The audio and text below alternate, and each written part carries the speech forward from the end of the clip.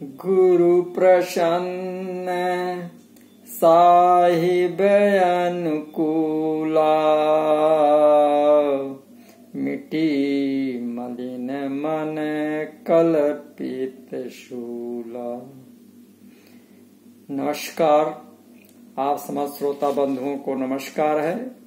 और इस 26वें वीडियो में पाठ 26 सदगुरु वैद्य वचन विश्वासा संयम या न विषय कर आशा में आप सभी लोगों का हार्दिक अभिनंदन है, स्वागत है, नमस्कार। अभी 25वें पार्ट में हम सब समझ रहे थे कि मानव तन बड़ी ही भाग से मिला है। जैसा कि रामायण में बताया गया कि बड़े भाग्य मानुष तन पावा, सुर दुर्लभ सद ग्रंथन गावा। साधन धाम मोक्ष कर द्वारा, पाई जो नहीं परलोक संवारा। सो परत्र दुख पावई, सिर धुन धुन पछताई। कालहि कर्महि ईश्वरहि, मिथ्या दोष लगा। तो इसी कड़ी को, इस शरीर की विशेषता को आगे बताते हुए रामायण के माध्यम से और विविध प्रसंगों के माध्यम से ये जारी रखेंगे। आप कृपया समझने का प्रयास करें। इस तन को पाकर, कौन सा तन? मानव शरीर, विषय भोगों में ना लगाएं, क्योंकि ये एक अवसर है मोक्ष प्राप्ति का। ये विषय भोगों के लिए नहीं मिला। थोड़े समय के लिए प्राप्त स्वर्ग भी अंत में दुख देता है। अर्थात स्वर्ग समान सुख के पीछे भयंकर दुख रूपी नरक खड़ा हुआ है, जिसे हम अज्ञानता के कारण नहीं समझ पा रहे हैं। गोस्वामी जी ने कहा, यही तन कर फल विषय न भाई, स्वर्ग स्वल्प अंत दुखदाई। तो नर तन पाय विषय मन देहि, पलटी सुधाते 60-20 लेहि।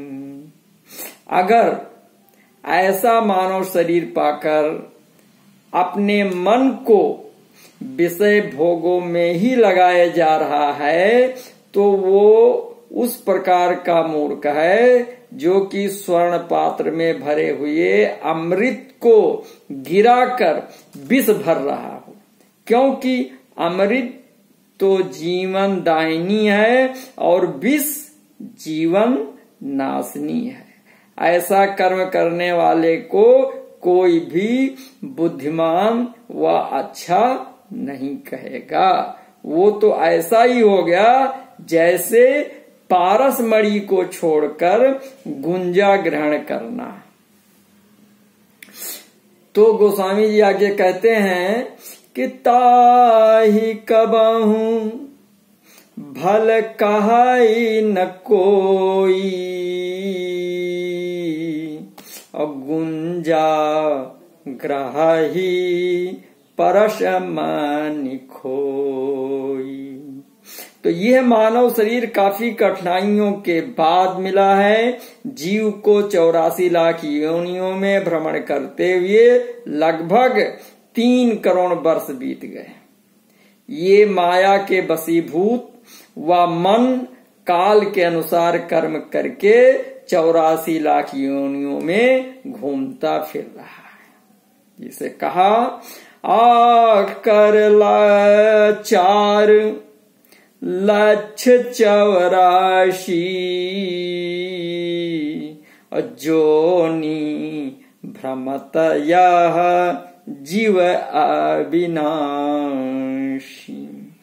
फिरत सदा माया कर प्रेरा और काल कर्म स्वभाव गुण घेरा।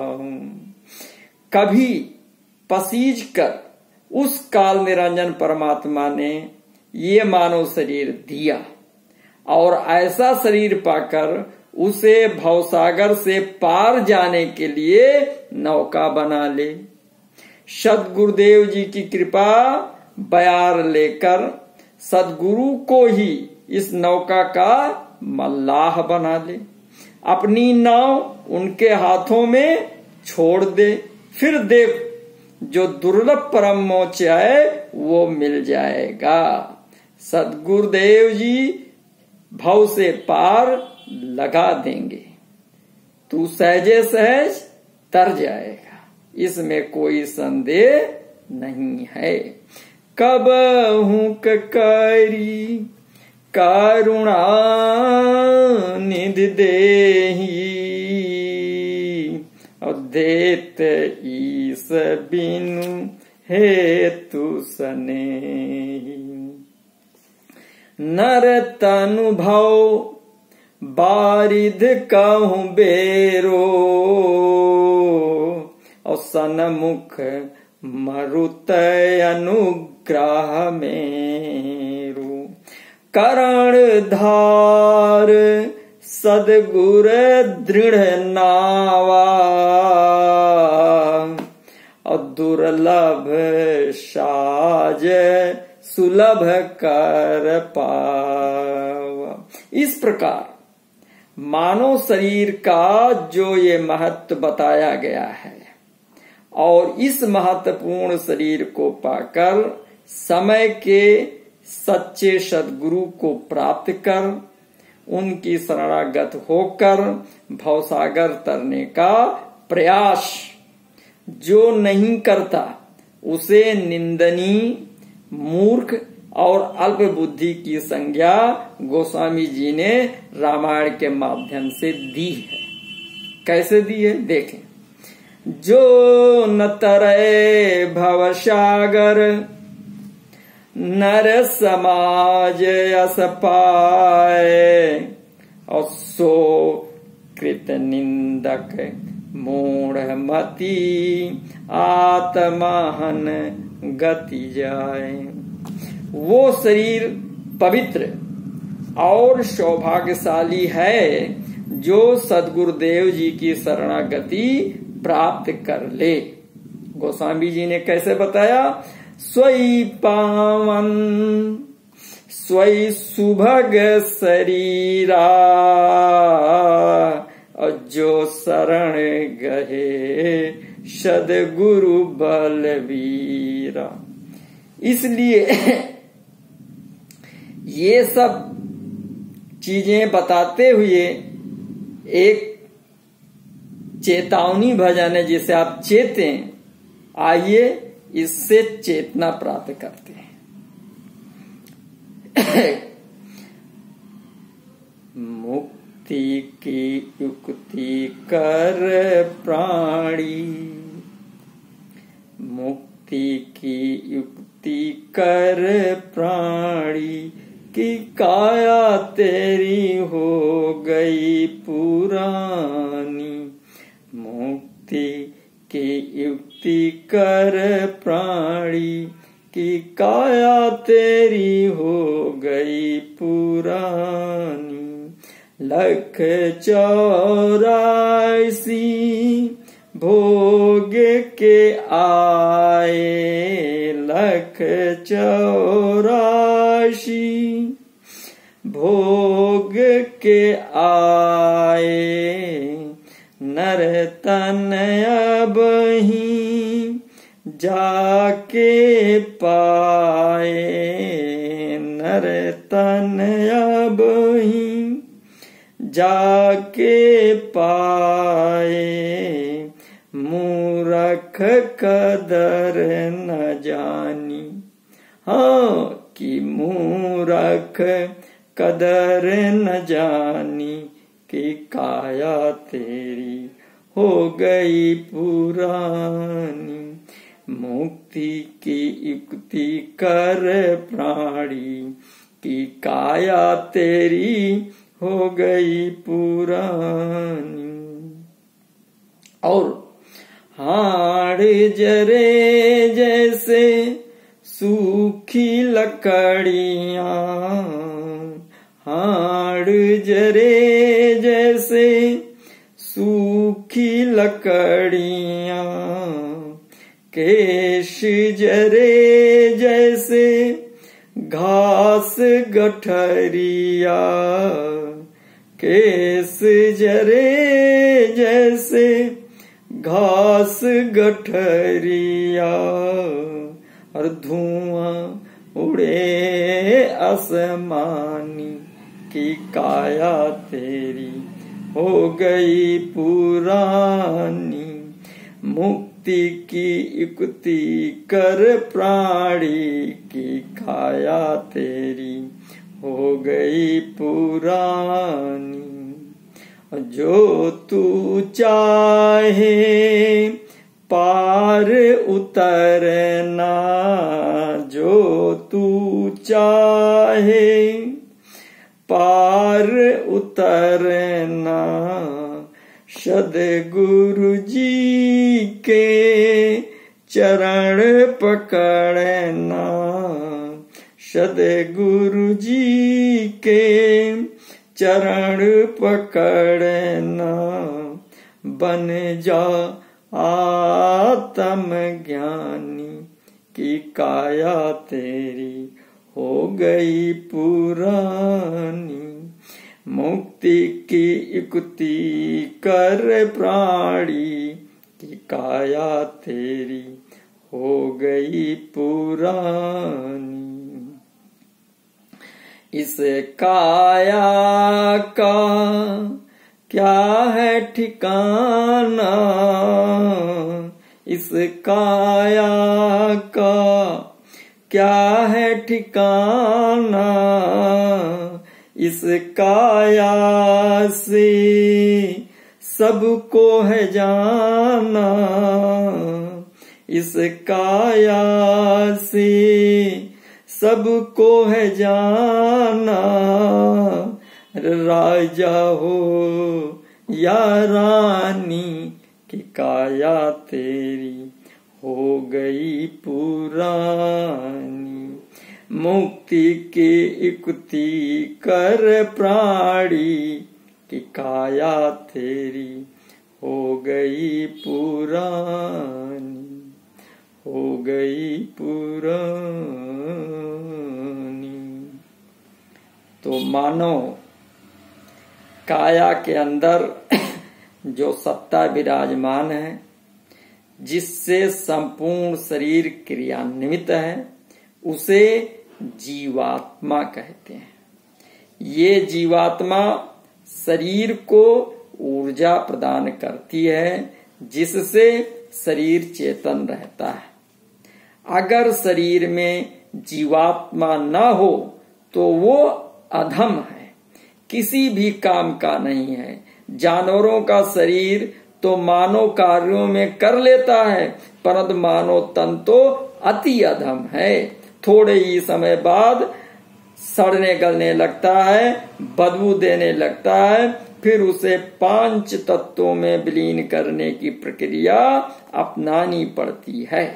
कहा है, क्षिति जल पावक गगन समीरा, पंच रचित अति अधम शरीरा।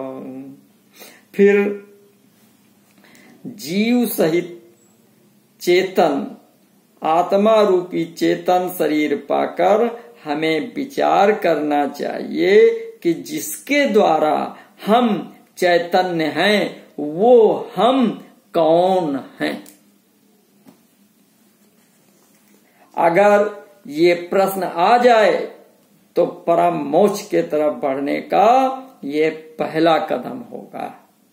परंतु मानव तन दुनिया में गफलत से इतना उलझा हुआ है कि उसे मैं कौन हूं ये प्रश्न स्वयमेव जानने की फुर्सत ही नहीं है। अतः थोड़ा सा समय निकालकर आइए मैं कौन हूं ये जानने का प्रयास करते हैं। गोस्वामी जी बताते हैं कि ईश्वर अंश जीव अविनाशी चेतन अमल सहज सुख राशि। मैं ईश्वर का अंश हूं। मेरे में 5 विशेषताएं हैं। प्रथम, मैं अविनाशी हूं। ये क्या है? हाँ जी, मेरा कभी नाश नहीं होता। मैं अमर हूं। ऐसा कैसे हो सकता है? ये तो मृत्यु लोक है, यहाँ पर सभी का विनाश है। बिल्कुल सत्य है। इस लोक का गहराई से अवलोकन करने पर समस्त लोक विनाशता के तरफ बढ़ता हुआ चला जा रहा है। कुछ भी अस्थायी तो नहीं है, बल्कि अपना शरीर भी बाल्यावस्था से लेकर वृद्धा अवस्था तक परिवर्तनशील नजर आता है। परंतु जो मैं हूं वो सत्ता अविनाशी है। इसे छोड़कर सब विनाशी हैं। फिर जो हमें दिखलाई पड़ता है कि लोग मर रहे हैं, शमशान घाट व कब्रिस्तान को जा रहे हैं, ये क्या है? ये है शरीर। इस शरीर को बनाने वाला परमात्मा भी तो कहता है कि क्या कहता है? सब माम प्रिय सब माम उपजाए और सब ते अधिक मनुज मोहि भाई। सभी शरीर मेरे द्वारा उत्पन्न किए हुए हैं, जिसमें मानव शरीर मुझे ज्यादा प्रिय है। ये स्वयमेव में सिद्ध करता है कि परमात्मा ने मात्र शरीर बनाया है, ना कि आत्मा का निर्माण किया है। जो बनाई जाती है वो वस्तु बिगाड़ी जा सकती है, परंतु आत्मा तो बनाई नहीं गई है। ये तो साक्षात ईश्वर का अंश है। अंश का अर्थ होता है अंग, अर्थात जिस प्रकार ईश्वर अविनाशी है उसी प्रकार आत्मा भी अविनाशी है। दूसरी विशेषता बताई गई कि मैं चेतन हूं। चेतन क्या है? अर्थात मैं जिस शरीर में प्रवेश लेता हूं वो क्रियाशील हो जाती है। दुनिया के संस्कार मेरे ऊर्जा से ही संपन्न होते हैं। अगर मैं अपनी चैतन्यता को सींच कर दूं तो दुनिया के कोई भी कार्य नहीं हो सकते। तीसरी विशेषता है कि मेरे में कोई भी मल अर्थात बुराई नहीं है। मैं अमल अर्थात निर्मल हूं। ऐसा कैसे हो सकता है? दिखाई पड़ता है कि लोग एक से एक गलत कार्य करते हैं। एक जीव दूसरे जीव पर अन्याय करता है। भ्रष्टाचार व पापाचार चारों तरफ फैला हुआ है। साधारण व्यक्ति से लेकर अभीष्ट व अभीष्टतम व्यक्ति दुराचार में लिप्त है। चोरी, छल, कपट, व्याचार ये सभी ग्रसित नजर आते हैं। जब आपके चैतन्यता से सब कार्य संपन्न होते हैं तो फिर संपूर्ण मानवता क्यों मल से आच्छादित नजर आ रही है? बिल्कुल सही बात है। ये प्रश्न माननीय है। तो ये भी समस्त कार्य ऐच्छिक हैं। आत्मा इच्छा नहीं करती। इच्छा करने का कार्य मन का है। ये सभी कार्य मन कर रहा है। आत्मा मात्र अपनी ऊर्जा कार्य को क्रियान्वित करने में लगा रही है। यही अज्ञानता के कारण गलती कर रहा हूं। अगर अपनी ऊर्जा इस कार्य को करने में न लगाए तो मन कुछ भी नहीं कर सकता, परंतु आत्मा ने अपने आप को मन मान लिया है। मन आत्मा पर पूर्ण रूप से आच्छादित है। आत्मा की संगत गलत के साथ हो गई है, गंदगी के साथ हो गई है। इस कारण इसे बार बार शरीर धारण करना पड़ रहा है। कुसंगति के कारण ब्राह्मण पियत शराब, ऐसे ही मन के संग से आत्मा खराब। इसलिए गुरुजन वृंद सत्संगत की प्रेरणा देते हैं। बताया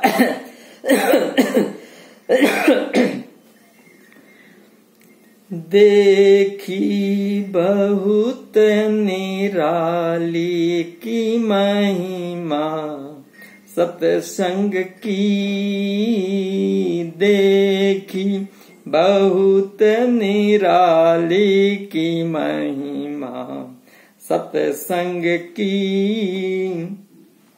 सत्संगति से मिलते हीरे, पर मिलते हैं धीरे धीरे।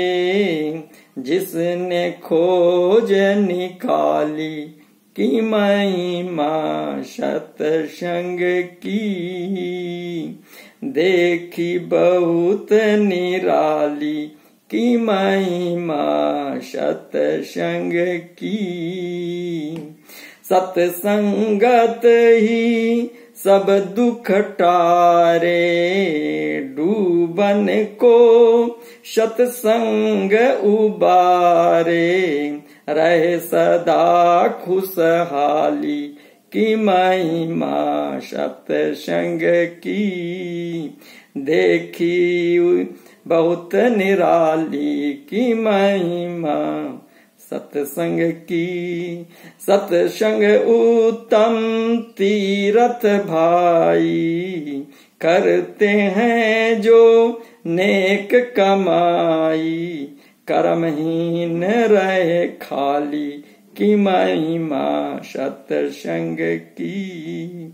सत्संग में सब मिलकर आओ, समय न अपना व्यर्थ गवाओ। अंत मिटे ना ताली की महिमा सत्संग की, देखी बहुत निराली। वेद प्रकाश शरण में आया, सद्गुरु आगे सी